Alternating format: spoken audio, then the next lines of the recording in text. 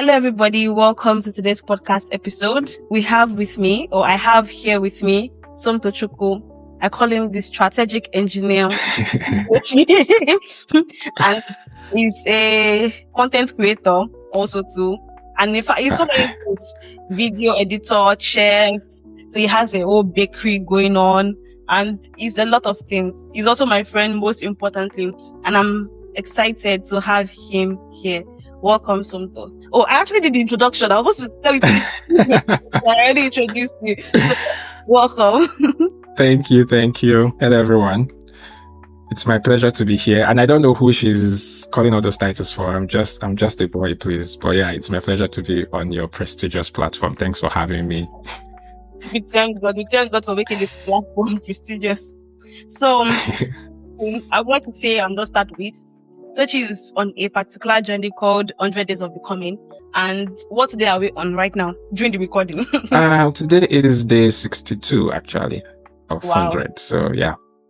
So, I don't know when this podcast is going to be released, but I will post the actual date there so you guys know what day is on. But I'm very sure we're going to publish this before you finish your 100 Days of Becoming. And there's something that I've been seeing basically in Tochi's life, in his journey. We've been friends for a while, right? And I see how he has gone through different stages. And this particular stage he is right now, I would say is one of the most impressive stages I have experienced with him.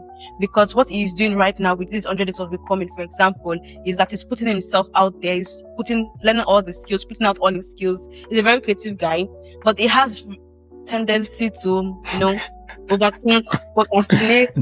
Drag me. This is why, you are here, because he has this experience and he's letting go of everything.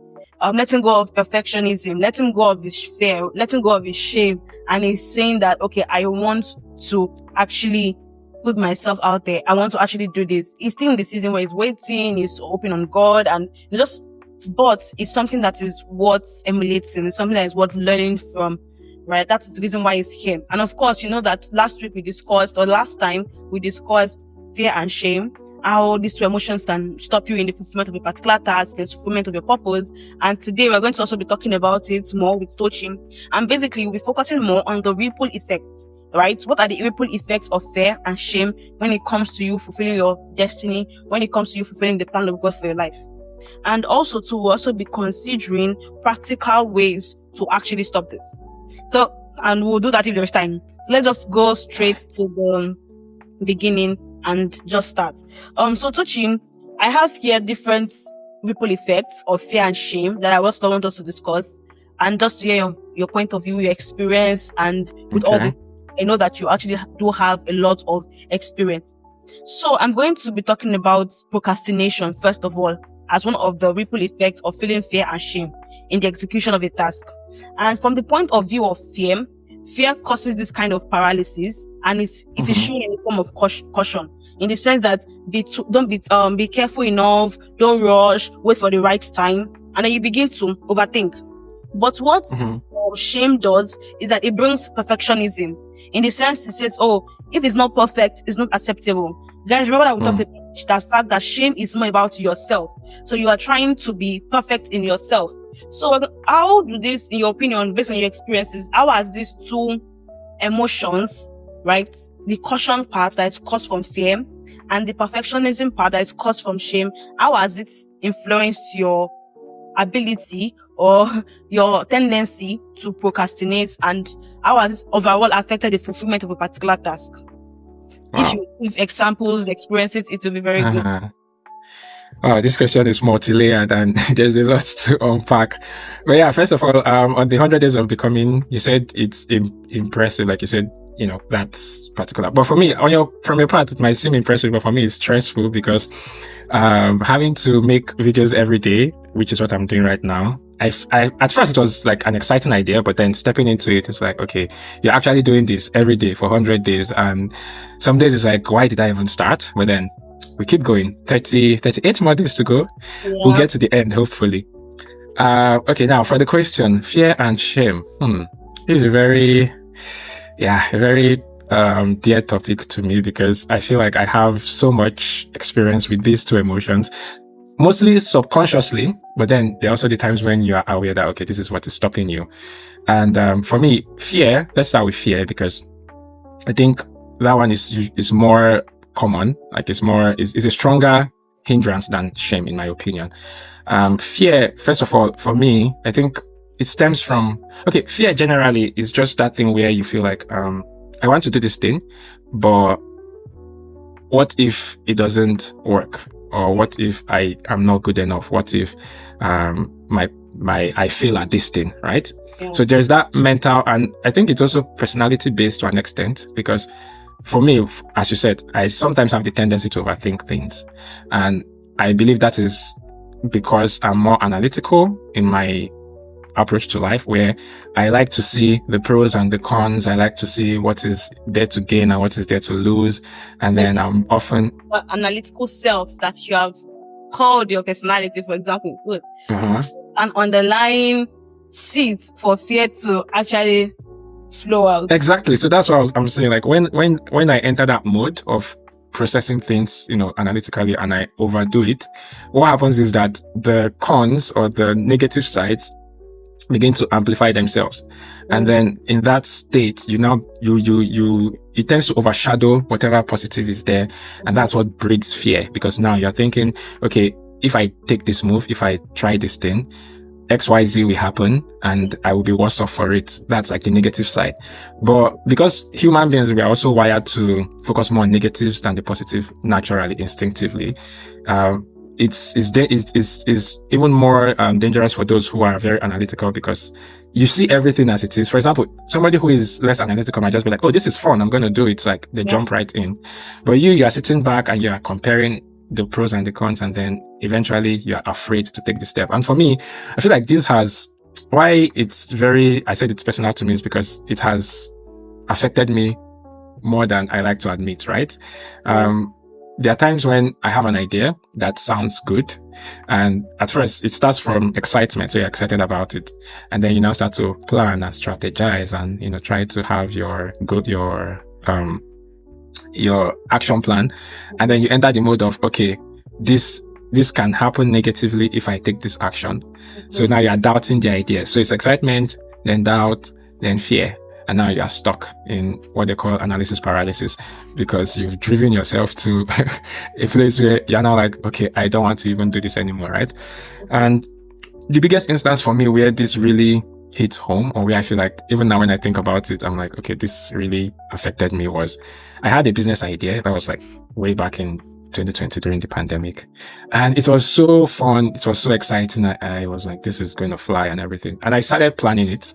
I was planning the idea, researching on the idea, and trying to find out what I needed to do. But then fast forward to when I needed to commit fully, I was in the doubt phase. Based on my research, I entered doubt phase where I'm like, maybe this might not work because of XYZ. Now, from doubt, I started to procrastinate, because once you enter doubt, you begin to think, maybe I should wait a little bit. Maybe I should think about it more. Maybe I should process it more. But then doubt eventually evolves into fear. And then you start to think, oh, this might not work because of this and this and this, right? And I never acted on that idea. It just died a natural death. Right now, sometimes I think about it and I ask myself, what if you actually made that step? What positives would have come out of it? Is now I'm thinking of the positives, because I'm in the process of rewiring my mindset. And back then, it was just, this is scary, I won't do it. But right now, I'm thinking it was scary, but it could have changed your life positively if you had done it. So that's one very, tragic example of fear hindering me from doing something I really needed to do at the time. And for shame, shame is, okay, the shame aspect of procrastination, or how it leads you to procrastination, is, as you said, shame gives you this thing that I need to appear perfect. I need to come correct all the time. I need to have my stuff figured out. I need to bring out my best self. And for me, I would say my experience with this idea of I need to always be at my best self goes as far back as my childhood. I grew up in a family where there were a lot of expectations, and I'm the first child, right? So first child, first son, going to school, and And by God's grace, I was a bit smart. So once you're in that, once you're in that space, there are a lot of expectations. Everybody is looking forward to your results at the end of the term. Everybody's looking forward to, oh, what will this one become in life? And my primary school days, I was topping my class most of the time. And there was always that time there was always that thing where every time people are looking forward to see what my results would be. Will I still maintain my first position? Will I drop? And it's like there was this pressure on me that I have to keep up this reputation. I have to keep this going, right? And it was crazy because after primary school, junior high school, I was still in that zone. Then I moved to a different school and the dynamics changed. I was in a different space where there were more smart kids around me. And then I was no longer the star boy. So the first term result came and I was taking first, like primary school, junior high school. Now I'm in senior high school and my first term result comes and I'm 7th in the class. I mean, not bad. Of course, you say, exactly. You would say, not bad, not bad. But for me, that was like, okay, you're no longer the first position. What's happening right now? And it was crazy because I remember thinking to myself, my dad is going to kill me. What would this person think? What will my parents think of me? Oh my God, I have disappointed them and all of that. And it was a whole new emotion for me of, how did I get to 7th? Like not even second, not even third. You fell all the way to 7th. And yeah, that was like my first experience of, okay, high expectation versus not meeting up to it. Right. So that was shameful in the context of shame as we're talking about it now. And of course, my dad did not kill me. I'm still alive today, but that was a whole new experience for me. So that also I carried on with that mindset until, adulthood, where whenever I'm doing something, I want to bring my best to the table. And sometimes I'm not just able to bring my best, maybe because I'm limited in resources. My skill is not good enough yet and all of that. And that now leads me to this 100 days challenge thing. One of the reasons why I decided to go for the challenge was because for a few years now, I've been in that zone where I want to create content. I want to make videos. I love making videos. I enjoy making videos, but I was held back with that thing of, are you good enough at making videos? Can you bring your best game to this thing if you're going to do it? And I was stuck in that loop of, I need to train more. I need to learn more skills. I need to get better at it. I need to upgrade my resources. And it was just that loop of, you're wasting years doing nothing because you are afraid that you would fail at something and they would label you as not so good. Which is where shame comes in, because perfectionism is, I want to be perfect. I want to be excellent at this thing. So if I'm not able to do that, then my ego is on the line here. Yeah. And I don't want to put all of that at stake. So that was where I was. But I think 2 years ago, I read a book, Mindset by Brianna West. Is it? No, not Brianna West. I'm mixing the books now. Brianna West is another book, but Mindset, right? It's a professor that wrote it. I can't remember her name now, but yeah. Carol Dweck. Yeah, they're both ladies. So I was mixing by Carol Dweck. And the book was talking about 2 types of mindset, fixed mindset and growth mindset. So fixed mindset usually feels like I need to be perfect at this. I need to be good at this. I can't upgrade my skills. It's either I'm good at it or I'm not. It's absolute. But the growth mindset understands that growth is a progression. You start from not knowing how to do something and then you incrementally become good at it until you become an expert, right? So it's not absolute, it's a spectrum. And that shifted a lot for me because I began to understand that I was having a fixed mindset where I felt I was either good at it or not. So if I'm not good at it enough as I thought I should be, I will not do it at all. But now a growth mindset is like, I know I'm not where I want to be, but I'm going to just put myself out there. I'm going to just show up, and grow with the process. So this year I just told myself, you know what? If I keep on waiting, and that's another danger of perfectionism. Yeah. You think you are waiting to get better, but actually you are not getting better because you're not doing anything. Yeah. You only get better by actually doing the thing, right? So the only way to overcome perfectionism is to not be perfect and show up imperfect. So that was what shifted for me. And I told myself, you know what, we'll have to take this step. So I said, okay, well, how can I bind myself to showing up and not letting this thing get in my way? And I figured, okay, maybe I should commit publicly to a daily challenge. And one thing a daily challenge does for you is that you will not be perfect. 70% of the time. Yeah. One, because you don't have enough time to, and perfectionism is that thing where you are tweaking, you are fixing what is not necessary. Yeah, everything is done in the over, right? Yeah. So, Yeah. but with daily constant turnover, you don't have that luxury. So there are days when I literally come back from work and I'm like, okay, I need to post something today. I have no idea what I want to post, but I have to show up. And I just open my front camera and I'm like, hey guys, today is the XYZ and this is what I'm thinking today. These are my thoughts, see you tomorrow. And that's it, because I have committed to, I have to do this, whether I feel like it or not. And that is, I think, an effective strategy for I'm answering the questions interchangeably. A practical strategy for breaking perfectionism is you commit to it in a way that you cannot fail. Like, even if you want to fail, maybe other people are holding you accountable, or there is so much at stake. Maybe you're going to lose, 100,000 rubles or whatever currency. Vacation. 100 days. Well, yeah, it's a very practical way to take it out of yourself and put it in the hands of somebody else or something else. But yeah, that's how I got here. Yeah. And it's been a whole transformation, I would say. I agree with you. You're actually making 2 points, because in the practical ways to stop this pattern of fear and shame, when you were making the first point, I wanted to highlight the first one, way I see, and then the third one. But the third one, the second one, sorry, I was going to highlight. You already actually highlighted it, in the sense that expose yourself, right? Commit yourself in public. What I was saying, share your idea with somebody that you trust, post publicly, speak about it live, share with people, right? Once you expose yourself. So if you're asking yourself, what is a practical way to actually stop feeling this fear or shame, right? Towards a particular task that is in my heart, that God has been placing in my heart for a long time. Let's learn it from us. Point number 1, do it publicly. I know it might not be, for some people, might not be the best thing to do. Maybe depending on the kind of task that it is. But when it involves a task that involves you showing up, for example, do it publicly. When it's a task that maybe involves you doing something consistently, share with somebody. Tell somebody, have an accountability partner and say, okay, I'm supposed to do this for this particular amount of time. Please put me accountable. Please. If you want to even make it better self, put something at stake. So if I don't do XYZ on XY date, I have to, these are my consequences, that kind of thing. And your accountability partner is there to enforce those consequences. So sometimes that helps. Which reminds me, Tochi, you are owing me some money. All of this challenge that we did one time. I was hoping that you don't remember. Actually, I remember it when I was talking. I'm like, oh, I committed to something before, but it's like the person that was supposed to give me accountable even forgot about the accountability. I remember Tochi, like you're owing me money for something.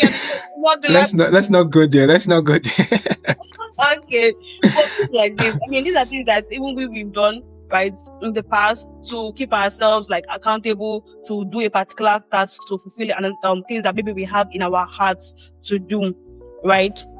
And I would just say a second practical way that also relates to this point of procrastination is that lower the activation energy, in the sense that if you say, oh, I want to do something big, post 100 days, post every daily for 100 days. Start from, let me start posting today. Let me start posting twice a week. Let me start posting 3 times.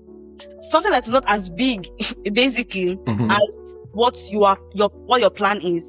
So if you want to launch a content, share everything, post one imperfect idea. Just do it. Don't be like me and do every day. Start with but no, actually, but even if you decide to do 100 days, you have been posting small by small in the past. You didn't just actually. There's that. And say, oh, I want to start posting 100 days. No, you're already posting in some sense, in some regular. I think last year you're posting at least once a week. That your content where you get your face cap and you're sitting on your chair. Those kind of contents were very that's how you started. And also, I remember that when I was going to start this podcast, it was so big for me. I was like, I don't feel shame in the sense that I'm comfortable in the way I speak, right? There's that part. But I feel like, oh my God, this is kind of big to an extent. Do I want to do it? Why? That kind of thing. Will people actually want what to will people think of me? Yeah. People think I'm following the crowd. Like there's that, I don't know if it's shame, fear. I don't even know exactly the emotion. Let me just say, I don't think I was feeling particularly, but I knew that there was this hesitation. And I was just sitting there in my room one particular day, and I just said that, nah, let's just get it over with. Then I just dressed up, and I just was recording myself, and just took some random shots. Because I find it very weird when people record themselves looking like away from the camera, that kind of stuff. Like, wow, what is this? Or recording like they're doing some, how people move on the Instagram. It's like this. But I decided to do all those cringe things. Why? Because I want to just break that feeling that was inside of me. I want to just stop, let me just do it. And I edited it. It's the most horrible, I don't know if it's the most horrible, I'm not a content creator, but it was low energy in the sense that I noticed it was low energy. It was very low energy. Very low energy. That's what but it was low energy. I just recorded, went down, scale back, just put the voice over there, and I just put background song, and I just posted it just because I wanted to just break that thing.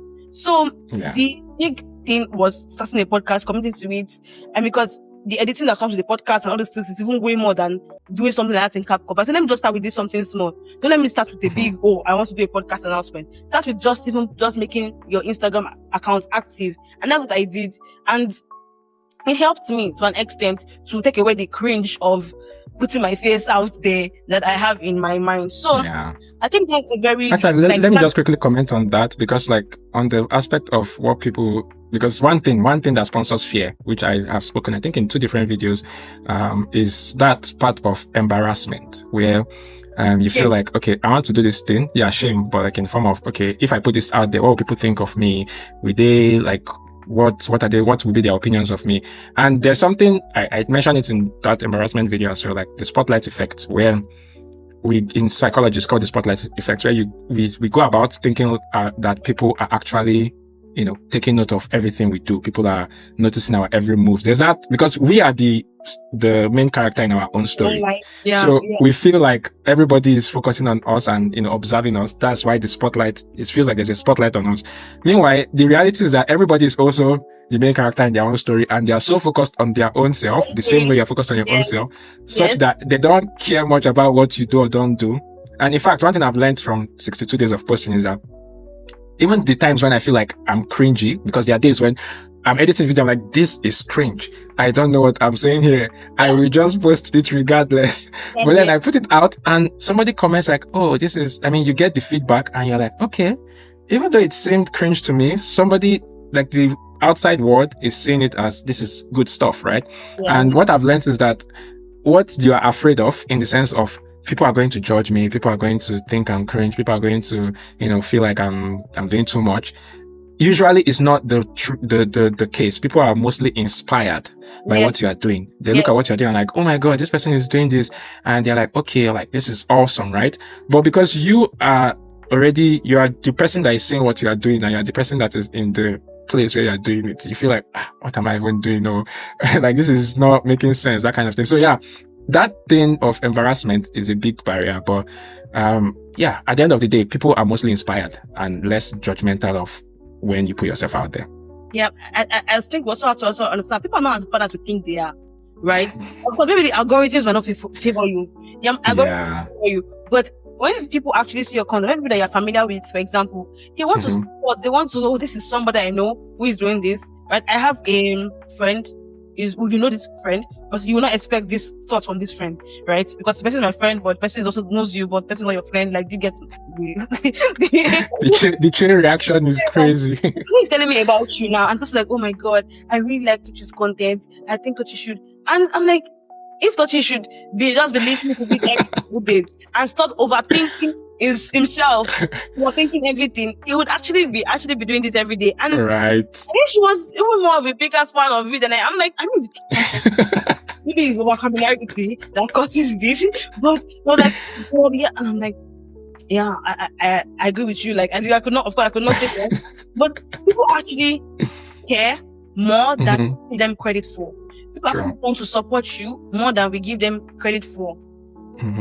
I have my friends that probably what I post might not be of relevance to them, right? In this season of their lives.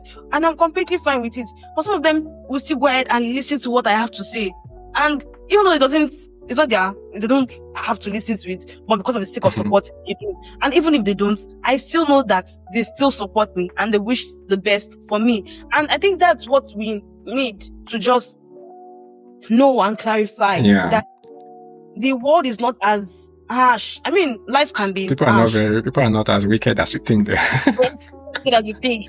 So, but yeah, I think also, I wanted to just balance it out, because actually, as much as we know that people are, I think, people mostly are receptive than we expect them to be. But even in the case where people are not receptive, because that's another part where, I mean, we need to also face the fact that sometimes you're going to get the heat for it, right? Put yourself out there and maybe it doesn't land right, and then people come for you, or you get like all the negative feedback that you're afraid of in that case.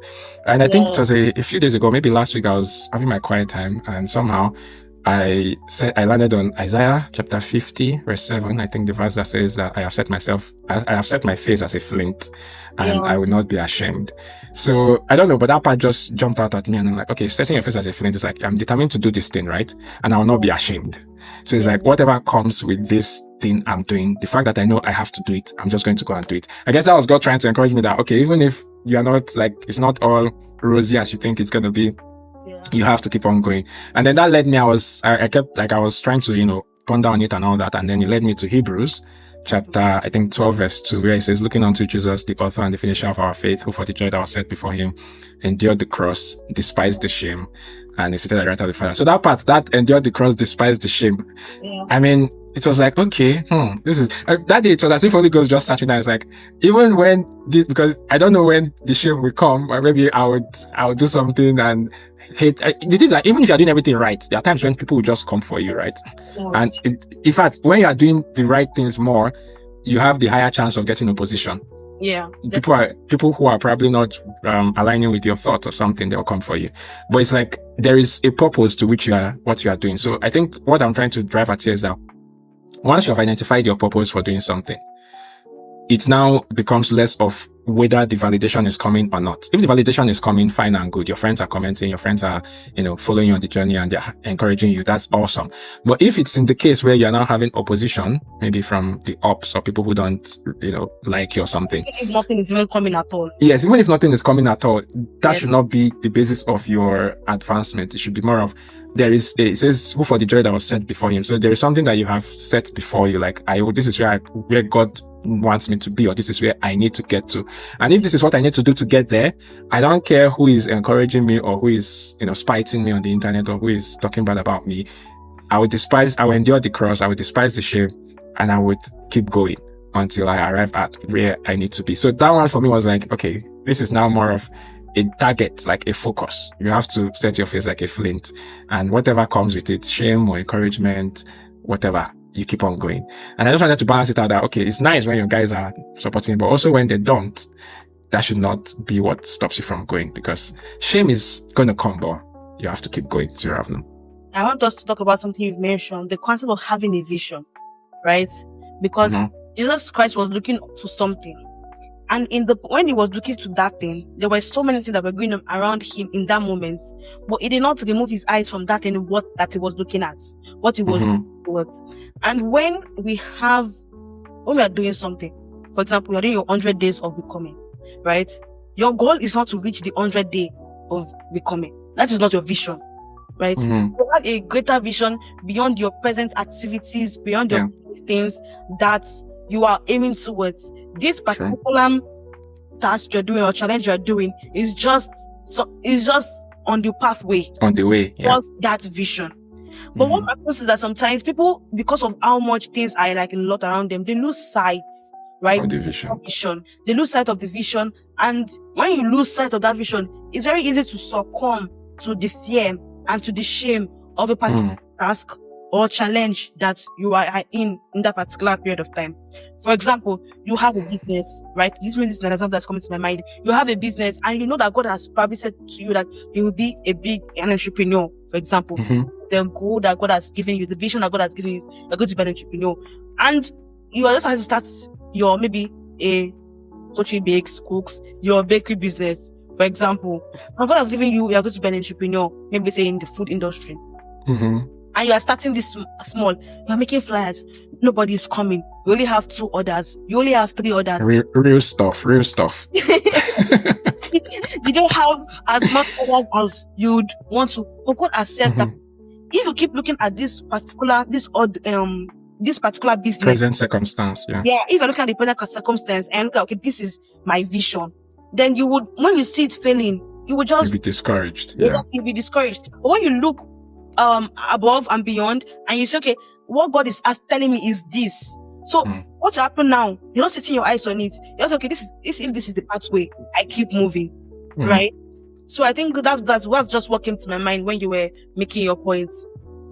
Yeah, it's very important because, like, as you said, it's easy to get drowned out by whatever is surrounding you now. And for me, even this challenge thing, right? As I said, there are days when everything is just not working. I'm trying to make the videos. I'm like, everything is, I don't know how it works, but some days, like, all the equipment I have, my phone, because I record with my phone, the lights, everything is just as if they are opposing you. And you're like, oh my God, I'm done. I'm done with this. But then you remember that this is not even what this is about at the end of the day. This is not the final destination. There is a bigger vision. So if this is like me, in fact, sometimes I tell myself this is character development because you are learning how to deal with the messy in betweens. Like when things don't work, how do you react? And of course, some days your emotions get involved and you're just frustrated and you just want to not do it. But that part of keeping, like, to keep going even in the midst of the frustration is something I'm actively learning because I feel like that's what this season is teaching me right now. But yeah, there's a bigger vision that you keep on focusing on and driving towards. Yeah. And that makes you a better leader because you have gone through all these things. So when you are actually leading people and people are following you and people are seeing your life, I mean, at the point maybe you already have gotten to maybe a particular item, right? When people have questions and they have challenges, you can relate to it because you also pass through. You have been in Adulam, so you have Adulam experience. Exactly. You have enough experiences to guide them, to tell them, to encourage them, to make even them to become better persons, right? So I think you've made a very good point. Okay, so now we've spoken about vision. Let's go to what we know that as Christians, what will be our vision, right? Is the thing or is the person that God has created us to be, our destiny. And when we talk about fear and shame, one thing that fear and shame can do to us is the fact that it can delay or, let's say, derail your destiny, the plan that God has for you. There's derail in the sense that you go to where you're not supposed to be. Choose something that you're not supposed to choose. You go the safe path. Yes, the safe path. You see something that's just more comfortable. And you think that you're actually doing something. But you're not doing that thing. What God created you to do. What God created you to do. What God has called you to be. I would share that, it's here that fear delays action, shame reduces self-belief. Together, they slow or reroute your trajectory. And sometimes it's not always failure outrightly, but it's a diluted version of who God has called you to be. So sometimes you might not be like, oh, you have failed and everything, but it's that substance of who you are. Maximizing your not potential. Just there, right? Yeah. So what do you think about that? Fear delays actions, shame reduces self-belief. That line is so relatable because, yeah, for me, I think for a long time, I have known or I have had the idea that God will have me do something in the media space, right?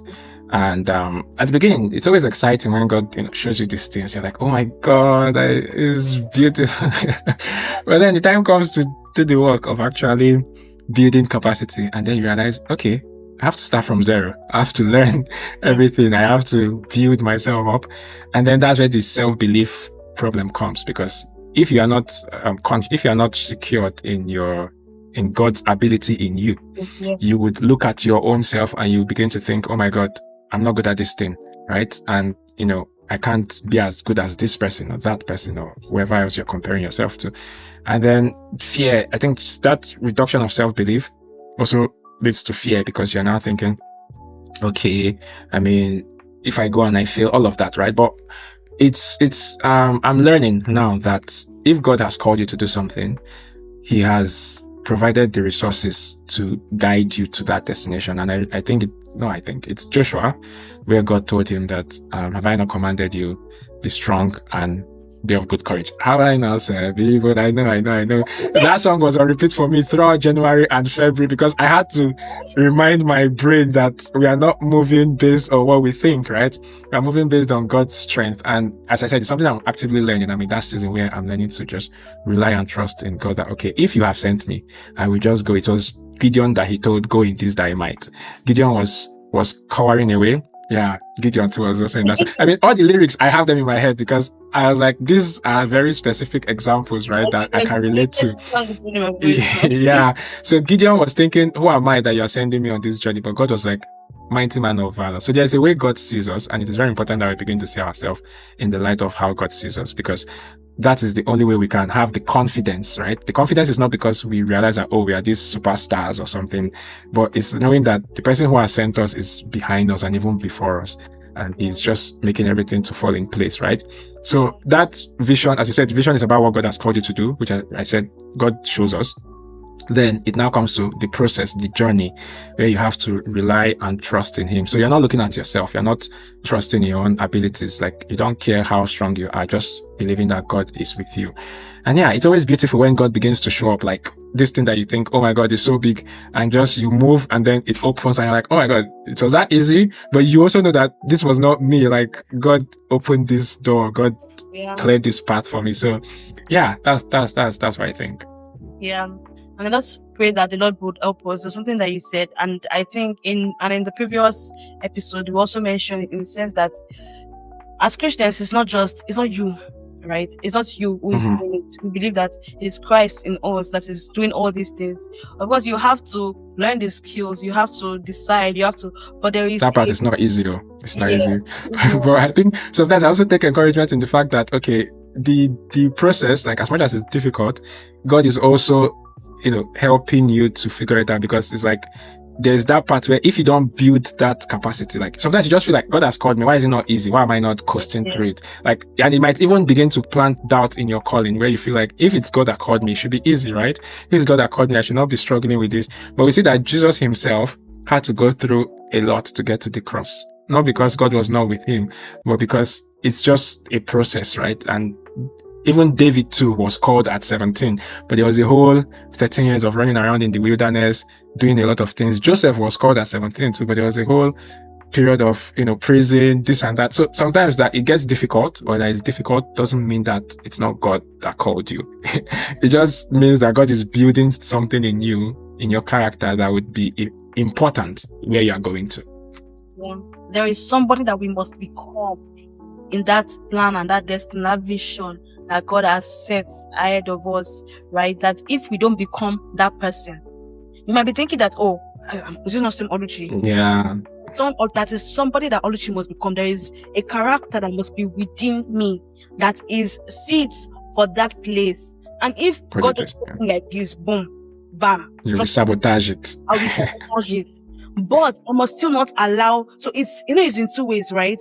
In the sense that I can say, oh, this is too much. I can't do this, and because of fear and shame, I don't do that thing I'm supposed to do. You're hiding the process. So I go that way. Find the safe route. I find the safe route, and I will now still miss the destiny. Or I stay here, learn it, go through the hardship and everything, and by the grace of God, what He has planned for me would come to pass. Yeah. So it's very, very interesting. And I think another thing that we can also mention before we end right now is the fact that of this distortion that happens with your identity, right? There's an internal conflict. I think we already said to mention it, who you are called to be and who you are right now. Because people have said this about me, or you can't see it in this particular moment. Why am I thus? Yeah. Why am I like this? So there's that distortion. I never encountered that, or has it ever happened to you? And oh, you don't want to know how many times I go, I'm like, that prayer that Rebecca, right, prayed, and she's like, if God has said that, he's with me, why am I thus? When the children were fighting in her womb. Yes. So that was the reference I was talking about. So yeah, there's that part where God has called you to do something, and then everything is just not looking like it. And of course, sometimes your brain is working with what it can see, and everything is messy, and you're like, what is happening here? But I think it's now a journey of faith, where you learn. That's why it says, looking unto Jesus, the author and the finisher of our faith. Yeah. So I think this way that verse becomes even very more important, because Jesus had a joy that was set before him. Yeah. But for him to get to that joy, there was a cross and a shame. So if he had looked at the cross and the shame and he said, Omo, this is too rough, I beg, and I know they do it again, I'm out, there will be no joy at the end of the day for him and for us. But he knew what was the destination. So whatever he met on the way was not a deterrent, right? Even that verse in Isaiah 50 was prophesying about him. I have set my face as a flint, and it will not be. Even in Luke, he said that he had set his face to Jerusalem. So it's like that thing where you know where you are going, and it's like every other thing that comes between is just the way. Like whether you're climbing in a mountain or you're going under the valley, it doesn't matter. The destination is the destination. So it's a journey of faith. And for me, it's something I'm also learning, because there are days, I won't lie, where it gets a lot. Like it's plenty. I'm like, please, can we just skip to the good part? But then I know that, okay, I need to stay in it, because God is building me. God is building something that is important that would come in handy. So it's the awareness that sponsors the faith, and then the faith keeps you going. Yeah. I think we can just end on this note, right? And the thought that came to my mind: faith is the solution to fear and shame. Is what just came to my mind as you were just speaking. Faith is what actually takes you away, because faith makes you believe that you are bigger than the situation. It takes your eye from what is visible, looking not on the things that are seen, but the things that are unseen. So you're focused on something more. You don't look at yourself, you don't look at the situation, you just look at the vision, the person who has sent you, the person who has told you, and you just have faith. Scripture says that God shall live by faith. Faith. A daily thing. Every time you wake up in the morning, you have to put on your own armor of faith, and then say that, yes, right? Of course, because that's, I think, scripturally, it's the shield of faith, right? If I'm not, I think it's a shield of faith. Yes, it's a shield of faith. That's because so many things want to come and just you are native, but faith is that your defense system. There's a word of God you use to attack, definitely, but that your defense system that just keeps you sane, right? When at you might never have the strength to attack, but then you are not even you are not allowing it to get to you. You're not allowing the outside attack to get to you. So, and I pray that God will help us, to be honest, and He will grant us the grace to be able to overcome and live above these emotions. I was thinking yesterday, I was like, when these things come, God, is it a sin? That was the question that was coming on my mind. I was talking about some general thoughts, and what the Holy Spirit put in my heart was that this is a temptation, and I don't think would ever live outside a day whereby there won't be maybe thoughts that the devil will put in your mind that would help you. He's always shooting. He's always shooting. Because he's trying to prevent us from getting to that. For example, the devil cannot put fear and shame in my mind about writing JAM or writing WAEC. You don't care about those things anymore. What's me, right? But it's always something in the future. So when there's the new phase, something new to step into, to climb into, right? So you know that it's a thing of you know that it's a thing that is sent to derail you, to stop you. So when all these kind of things come to your mind, preventing you from getting to the new place that Lord God has set for you, then what you have to do is to reconfigure your mind with what we have said in the podcast, this one and the previous episode, that what the Lord has said concerning me, what's the vision I am setting my face toward, I'm looking at, these are the things I am going to continue to focus on. These thoughts get out from my brain. I will still act regardless of how I feel, how big it looks, how difficult it looks. I will still move, right? So that's all I have to say. Coach, do you have anything just conclude? Well, I think you've hit the nail on the head with the faith versus fear comparison, because at the end of the day, faith is the antidote of fear. And there are two verses that come to mind. First, 2 Timothy 1:7, for God has not given us the spirit of fear, but of power, of love, and a sound mind. Like, these are verses I literally tell myself whenever I'm in that zone, because it's like, if it's fear, it's not from God. It's from the devil. It's from the enemy. God gives us power to do, power to execute, power to take actions. Cast out fear. Perfect love casts out fear. Perfect love casts out fear. And then a sound mind where you are focused, you are moving as God has instructed you to do. And then Isaiah 41 verse 10, fear not, for I am with you. Be not dismayed, for I am your God. I will help you. I will strengthen you, and I will uphold you with my righteous right hand. So these are verses I use to encourage myself whenever I sense fear creeping in.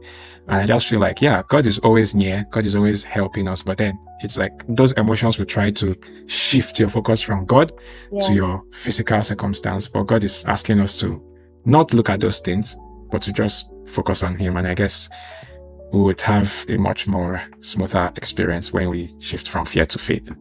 Yeah. I pray that the Lord God is going to help us in Jesus' name. Amen. So guys, we've come to the end of this particular episode and it's been amazing. Somto, thank you so much for joining us today. I pray that Thank you for having me. From your experiences, we have learned, right? And we have drawn lessons and strength. And I'm sure it's not just me, but everyone who is also listening to them, right? So you guys, Somto is on the 100 days of becoming challenge. This is your time to go and follow him on his Instagram channel, to support him, to like, to repost. We've already talked about the fact that people are not inherently wicked. So be a nice person. I'm going to drop his Instagram channel, is the handle in the comment section, so you can just see it there, follow him and support him. Thank you. Guys, I said that Tochi is a videographer and a filmmaker and again poetry doer. Wow. We are trying our best. His own YouTube channel where he posts this also too. So I would also drop the link to that so that we can also follow him, see his works and everything like that, and just support and encourage. Because encouragement also helps in this going through all these emotions too. So thank you guys. See you on the next episode. Thank you so much. You're welcome for having me. Thank you too. And see you guys in the next episode. It will be a very amazing episode. Trust me.